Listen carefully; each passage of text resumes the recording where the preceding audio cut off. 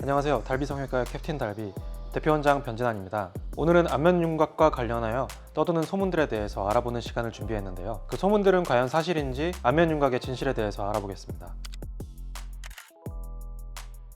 어느 정도는 맞는 말입니다. 수술이 올바른 방향으로 이루어졌다고 했을 때 처짐의 가장 중요한 요소는 박리된 조직의 회복 능력입니다. 박리된 포켓을 따라서 부기가 형성되면 필연적으로 중력의 방향을 따라서 부기가 아래로 내려가면서 처지게 됩니다. 보통 3-4달 이상 지나면서 부기가 가라앉으면 박리되었던 조직이 원래대로 잘 붙어주면서 처짐이 정상화되는데, 이때 중요한 것이 피부를 포함한 조직의 탄력도입니다. 30대 이상에서는 피부의 탄력이 잘 살아있는 분은 20대와 결과에서 별반 차이가 없겠고, 탄력이 좀 떨어져 계신 분들은 원래부터 있던 본인의 처짐을 잘 인지하고 계시거나 필요하다면 거상을 동반해주면 만족도가 높은 편입니다.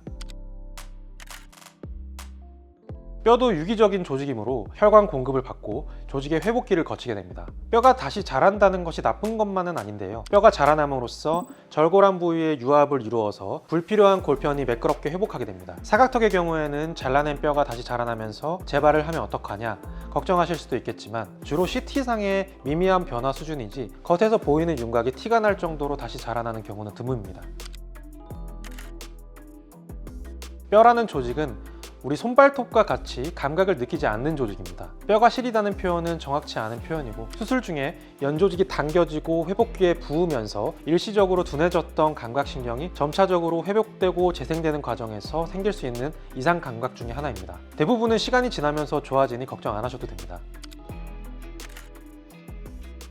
윤곽 수술 시 작은 신경의 가지들은 끊어질 수밖에 없고 대부분 자연적으로 회복이 됩니다. 중요한 것은 큰 신경인데요. 의도적으로 이 신경을 절단하려고 하지 않는 이상 완전히 손상되는 경우는 극히 드뭅니다. 수술 후에 일시적으로 감각이 저하되는 현상은 수술 중 연조직이 당겨지면서 신경이 일부 텐션을 받고 수술 후에는 부기로 인해서 신경이 압박받아서 생기는 현상입니다. 충분한 회복기를 가지고 부기가 잘 가라앉으면 대부분 회복이 되고, 빠르게는 1-2달, 길게는 4-5달까지는 보통 돌아오니 크게 걱정하지 않으셔도 됩니다.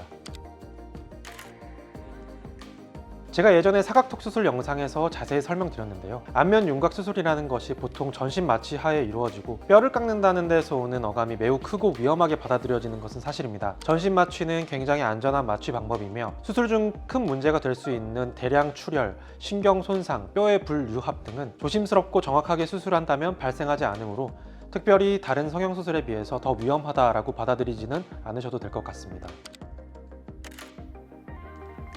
물론 아닙니다. 턱의 경우에는 신경선이 낮게 지나가는 분들은 많이 줄일 수 없고, 신경선이 높다고 하더라도 신경선에 근접하게 잘라내면 신경관이 노출될 수 있기 때문에 안전거리를 두어야 합니다. 광대 역시 뼈가 들어갈 수 있는 한계와 회전 반경의 한계가 있기 때문에 정확하게는 해부학적으로 가능한 범위 내에서 환자분이 원하는 방향으로 깎아볼 수 있다 정도가 답이 되겠습니다. 이번 시간에는 안면윤곽 수술과 관련한 오해와 진실은 무엇인지 살펴보았습니다. 관련해서 더 궁금하신 점이 있으시다면 아래 댓글로 남겨주시기 바랍니다. 감사합니다.